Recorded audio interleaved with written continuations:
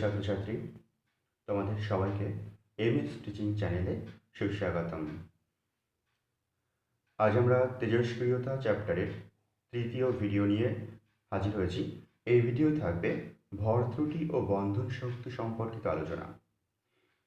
এই চ্যাপ্টারের দুটি ভিডিও পূর্বেই আপলোড করা হয়েছে, তোমরা সেখান থেকে একটু অবশ্যই দেখে নেবে। তাছাড়াও এই ভিডিওর শেষে পূর্বের দুটি ভিডিওর লিঙ্ক ডেসক্রিপশন বক্সে দেওয়া থাকবে। তাহলে চলো আমরা আলোচনা শুরু করি ভর ত্রুটি ও বন্ধন শক্তি সম্পর্কে।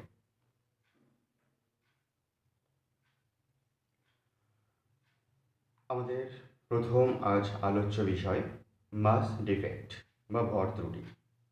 এটি আলোচনার পূর্বে আমরা একটি ঘটনার কথা তুলে ধরব। সাপোজ একটা নিউক্লিয়াস হিলিয়ামের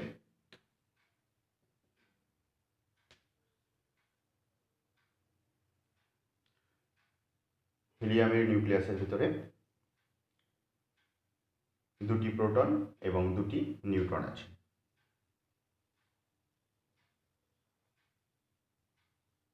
দুটি প্রোটন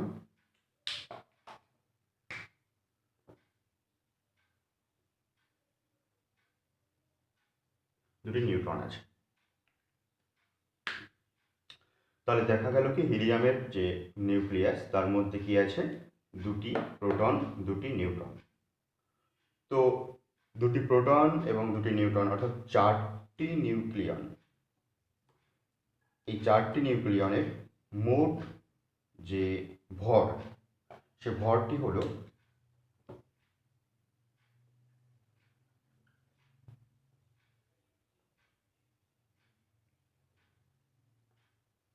4.00260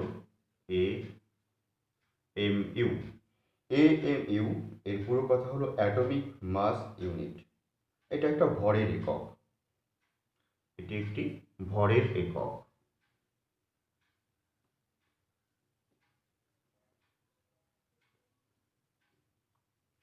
তো 1 AMU ইজিক্যাল টু, দেখা যায় যে 1.66 ইন্টু 10⁻⁻24 গ্রাম। এটি হলো এএমইউ এবং গ্রামের মধ্যে সম্পর্ক। তো যাই হোক, একটা হিলিয়ামের নিউক্লিয়াস, এই হিলিয়ামের নিউক্লিয়াসের দুটি প্রোটন এবং দুটি নিউট্রন, তাদের মোট ভর 4.00260 AMU। এবার কি করা হলো, এই নিউক্লিয়াসের মধ্যে যে চারটি নিউক্লিয়ন আছে তাদেরকে সেপারেট করা হলো, পৃথক করা হলো। তাহলে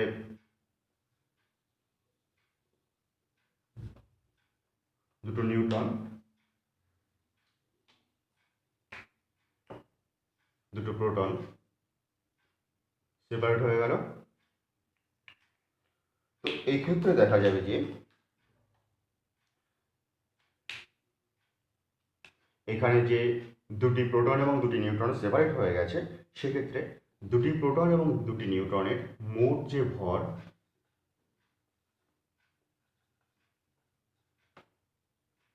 সেটি হলো 4.03298 AMU। তাহলে দেখো, যখন এই চারটে নিউক্লিয়ন একটা পরমাণু নিউক্লিয়াসের মধ্যে অবস্থান করছে, তখন তার ভর হচ্ছে এটা। কিন্তু পৃথকভাবে বা স্বাধীনভাবে যখন এই চারটি নিউক্লিয়াস অবস্থান করছে, তখন তাদের মোট ভর হচ্ছে এটা। তাহলে দুটি ভরের মধ্যে ডিফারেন্স রয়েছে, পৃথক রয়েছে। কি পৃথক আছে? পৃথক হলো এটাই, যখন সে নিউক্লিয়াস গঠন করছে তখন তার ভর অপেক্ষাকৃত কম হচ্ছে, কিছুটা ভর কমে যাচ্ছে। এখানে দেখো ভর ছিল 4.03298 AMU, কিন্তু এখানে ভর 4.00260 AMU। তার মানে যখন ওই চারটে নিউক্লিয়াস তৈরি করছে, নিউক্লিয়াস গঠন করছে, তখন কিন্তু তাদের মোট ভর কিছুটা হলেও হ্রাস পাচ্ছে। তো এই যে ভরটা হ্রাস পেল, যে পরিমাণ ভর হ্রাস পেল, এই পরিমাণ ভরটাকেই বলা হয় ভর ত্রুটি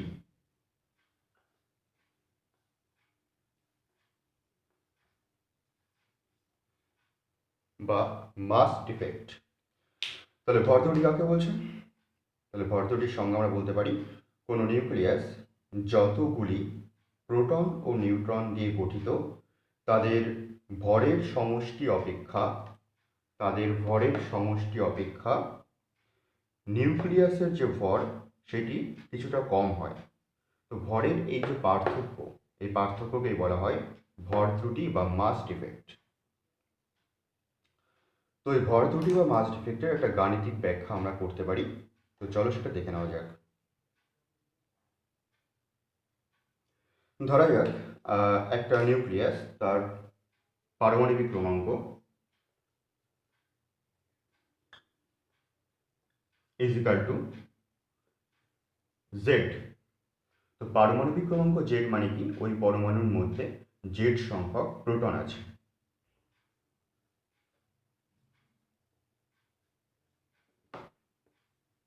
এবং ধরা যাক যে ওই যে নিউক্লিয়াস, তার ভর সংখ্যা A।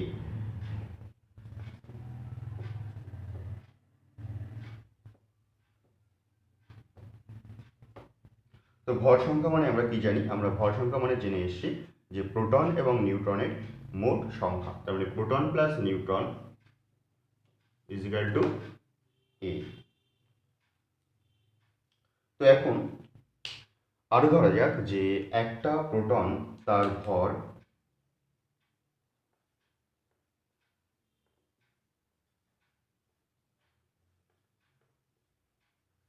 আমরা ধরলাম MP এবং একটি নিউট্রনের ভর ধরলাম MN। তাহলে এখান থেকে আমরা দেখো বের করতে পারি যে ভর সংখ্যা A, পারমাণবিক ক্রমাঙ্ক Z। তার মানে এখানে প্রোটন আছে Z সংখ্যক এবং প্রোটন এবং নিউট্রন মিলিতভাবে আছে A সংখ্যক। তাহলে নিউট্রন কটি আছে? অবশ্যই A - Z সংখ্যক।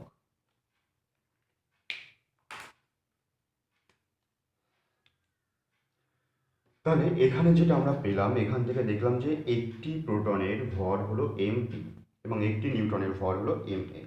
তাহলে এর মধ্যে প্রোটন আছে Z সংখ্যক, তাহলে Z সংখ্যক প্রোটনের ভর কত হবে? তাই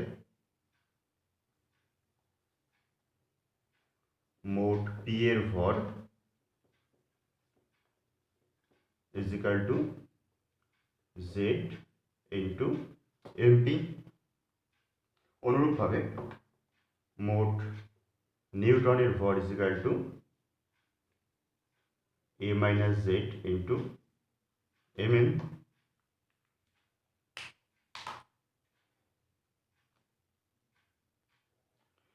আচ্ছা, তাহলে আমরা আরেকটা জিনিস ধরে নেব যে ওই নিউক্লিয়াসের প্রকৃত যে ভর,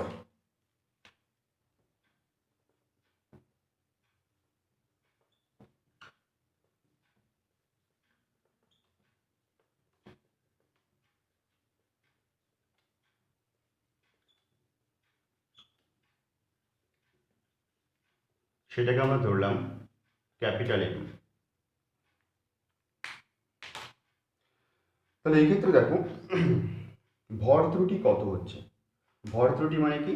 ওই নিউক্লিয়াসের মধ্যে যে প্রোটন নিউট্রন আছে, তাদের ভরের মোট সমষ্টি এবং নিউক্লিয়াসটির প্রকৃত যে ভর, তার ডিফারেন্স।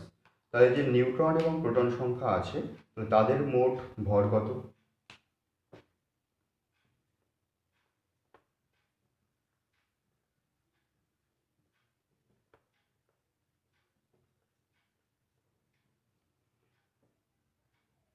জেড এমপি প্লাস এ মাইনাস জেড এমএন। এটি ছিল ওই নিউক্লিয়াসের মধ্যে যে প্রোটন ও নিউট্রন আছে তাদের মোট ভর। কিন্তু নিউক্লিয়াসের, এটাই তো নিউক্লিয়াসের ভর হওয়া উচিত, কারণ নিউক্লিয়াস তো প্রোটন এবং নিউট্রন দিয়ে তৈরি হয়েছে। কিন্তু দেখা যায় যে এক্সপেরিমেন্টালি ওই নিউক্লিয়াসের প্রকৃত ভর হচ্ছে এম। তাহলে ভরের কিছুটা ডিফারেন্স হচ্ছে, এই ডিফারেন্সটাই হলো ভর ত্রুটি। তাহলে বলতে পারি ভর ত্রুটি delta m is equal two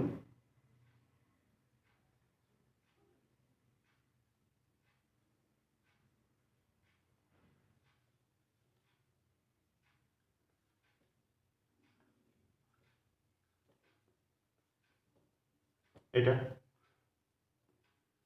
কারণ প্রকৃতপক্ষে নিউক্লিয়াসের ভর ওদের নিউট্রন এবং প্রোটন সংখ্যার থেকে কম হয়, তাই এটি ছোট, বিয়োগ করা হলো। তাহলে এটাই হলো ভর ত্রুটির গাণিতিক রূপ। এবারে আমরা একটা এক্সাম্পল নিয়ে দেখব। চলো এক্সাম্পলটা দেখা যাক। দেখো, আমরা উদাহরণস্বরূপ একটি ডয়টেরিয়াম নিয়েছি H2O2। তো ডয়টেরিয়ামের ক্ষেত্রে তার প্রোটন সংখ্যা আছে একটি, নিউট্রন সংখ্যা আছে 2-1 অর্থাৎ একটি। তাহলে এক্ষেত্রে সাধারণভাবে আমরা জানি যে একটা প্রোটনের ভর ইজ ইকাল টু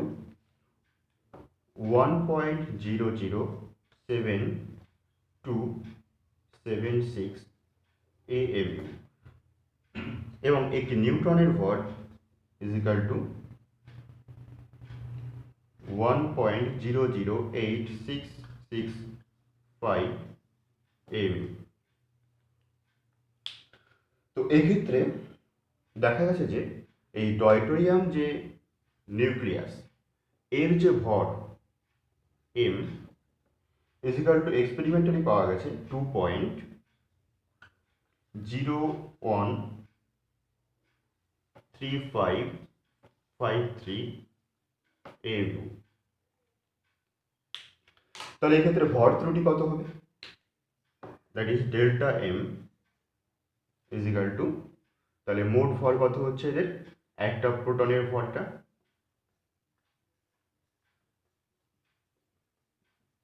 প্লাস একটা নিউট্রনের ভর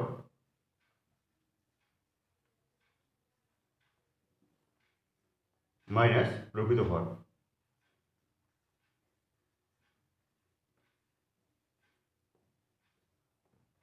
এত এমইউ।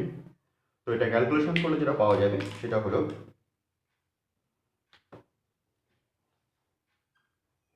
0.002388 AMU। তো এটাই হলো ডয়টেরিয়ামের ভর ত্রুটি। এইভাবে আমরা বিভিন্ন গাণিতিক প্রবলেম যদি আসে তার ভর ত্রুটিটা অবশ্যই ক্যালকুলেশন করতে পারি। তো এবার আমাদের পরের আলোচ্য বিষয়ে চলে যাব। চলো আলোচনা করা যাক বন্ধন শক্তি নিয়ে।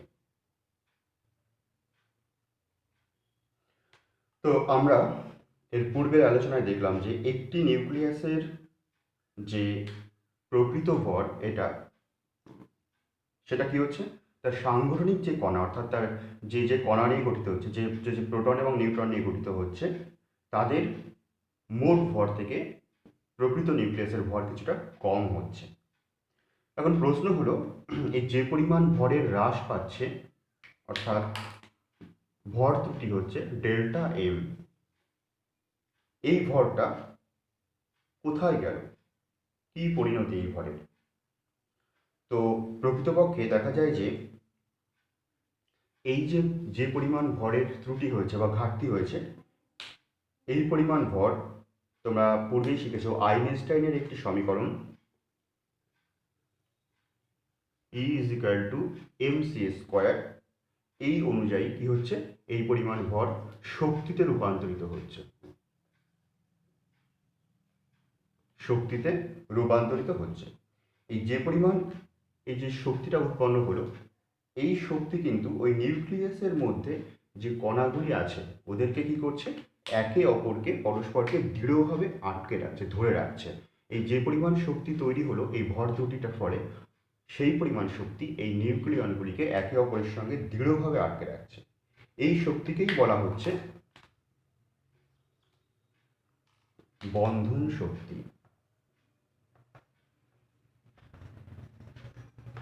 বা বাইন্ডিং এনার্জি।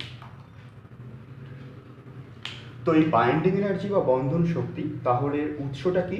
উৎসটি হলো যে ভর ত্রুটি। এই ভরটাই বন্ধন শক্তিতে রূপান্তরিত হয়ে নিউক্লিয়ানগুলিকে পরস্পরকে দৃঢ়ভাবে আবদ্ধ করছে। তো এই বন্ধন শক্তিটা আমরা গাণিতিকভাবে নির্ণয় করতে পারি। তো তার গাণিতিক সমীকরণটা আমরা দেখে নিই, চলো। দেখো, এর আগে আমরা গাণিতিকভাবে দেখেছিলাম ভর ত্রুটির যে রূপটি, সেটি কি? সেটা ছিল ZMP minus A minus Z mass of neutron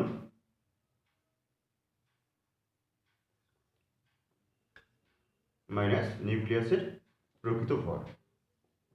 এটি ছিল ভর ত্রুটি, দ্যাট ইজ ডেল্টা এম। এটা ছিল ডেল্টা এম।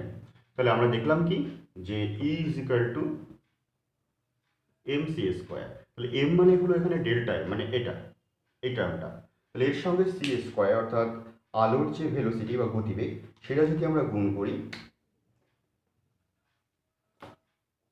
তাহলে আমরা পেয়ে যাব বন্ধন শক্তি। তাহলে এটি হলো বন্ধন শক্তির গাণিতিক রূপ। তো দেখা যাচ্ছে এই বন্ধন শক্তির যে গাণিতিক রূপ, এটা ক্যালকুলেশন করে বিভিন্ন নিউক্লিয়াসের বন্ধন শক্তি, সেখান থেকে ক্যালকুলেটেড মান হলো দেখা যায় 1 AMU ভরকে, 1 AMU পরিমাণ ভরকে যদি শক্তিতে রূপান্তরিত করা হয়, তাহলে যে পরিমাণ শক্তি পাওয়া যায় সেটা 931.2 MeV। EV মানে ইলেকট্রন ভোল্ট।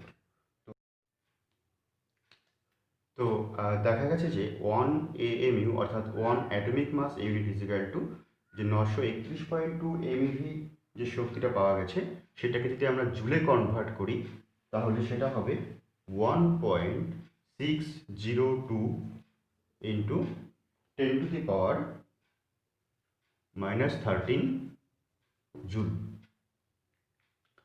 তো একটা বন্ধন শক্তি আমরা একটা উদাহরণের মাধ্যমে দেখি, চলো এক্সাম্পলটা দেখে নেওয়া যাক। দেখো, আমরা আগের যে এক্সাম্পল ভর ত্রুটির ক্ষেত্রে দেখেছিলাম যে ডয়টেরিয়ামের যে ভর ত্রুটি, সেটি ছিল 0.002388 AMU। তাহলে ওই পরিমাণ ভর যদি শক্তিতে রূপান্তরিত হয়, তাহলে পাওয়া যায় 2.22370 MeV। অর্থাৎ ডয়টেরিয়ামের ভর ত্রুটি হলো এত MeV। তার মানে ডয়টেরিয়ামের নিউক্লিয়াসের মধ্যে যে প্রোটন এবং নিউট্রন আছে, সেই প্রোটন এবং নিউট্রনগুলি এই পরিমাণ শক্তি দ্বারা একে অপরকে দৃঢ়ভাবে আবদ্ধ করে রেখেছে। তো এবার আমরা বন্ধন শক্তির একটা বিশেষ অংশ একটু আলোচনা করব, সেটা হলো নিউক্লিয়ন প্রতি বন্ধন শক্তি। তো নিউক্লিয়ন প্রতি বন্ধন শক্তি কি, একটু দেখে নি, চলো। দেখো, নিউক্লিয়ন প্রতি বন্ধন শক্তি মানে হলো ওই নিউক্লিয়াসের মধ্যে যে কণাগুলি আছে, প্রত্যেকটি কণা পৃথকভাবে যে পরিমাণ ওই শক্তি অনুভব করছে, সেই পরিমাণ শক্তিটা হলো নিউক্লিয়ন প্রতি বন্ধন শক্তি। তো সেটা কীভাবে আমরা ক্যালকুলেট করতে পারি? তো মোট বন্ধন শক্তিকে যদি আমরা ওর নিউক্লিয়ন কণা অর্থাৎ প্রোটন এবং নিউট্রনের সমষ্টি দিয়ে ভাগ করি, তাহলে বেরিয়ে যাবে নিউক্লিয়ন প্রতি বন্ধন শক্তি। এবার আমরা বিভিন্ন নিউক্লিয়াসের, অস্থায়ী বা স্থায়ী নিউক্লিয়াসের এই নিউক্লিয়ন প্রতি বন্ধন শক্তি এবং তার ভর সংখ্যার রেসপেক্টে একটা গ্রাফিক্যাল রিপ্রেজেন্টেশন দেখব। চলো সেটা একটু আমরা দেখে নিই। দেখো, এখানে একটি গ্রাফ দেখানো হয়েছে, যেটি নেওয়া হয়েছে ওয়াই অ্যাক্সিস বরাবর নিউক্লিয়ন প্রতি বন্ধন শক্তি এবং এক্স অ্যাক্সিস বরাবর বিভিন্ন মৌলের ভর সংখ্যাকে রাখা হয়েছে। তো দেখা যায় যে সাধারণত 1 থেকে 20 পর্যন্ত, মোটামুটি এই পর্যন্ত যে সমস্ত মৌল আছে বা মৌলের নিউক্লিয়াস আছে, 20 পর্যন্ত ভর সংখ্যা বিশিষ্ট যে মৌলগুলি আছে তাদের পারমাণবিক তাদের ভর সংখ্যা বৃদ্ধির সঙ্গে সঙ্গে নিউক্লিয়ন প্রতি বন্ধন শক্তি খুব দ্রুত বৃদ্ধি পাচ্ছে। দেখো এখানে একদম খাড়া হয়ে উঠে গেছে, অর্থাৎ এদের নিউক্লিয়াস প্রত্যেকটি কণা বন্ধন শক্তি খুব দৃঢ়ভাবে অনুভব করে, অর্থাৎ এদের এই স্থায়িত্বটা খুব বেশি। তো মোটামুটিভাবে তারপরে দেখা যায় যে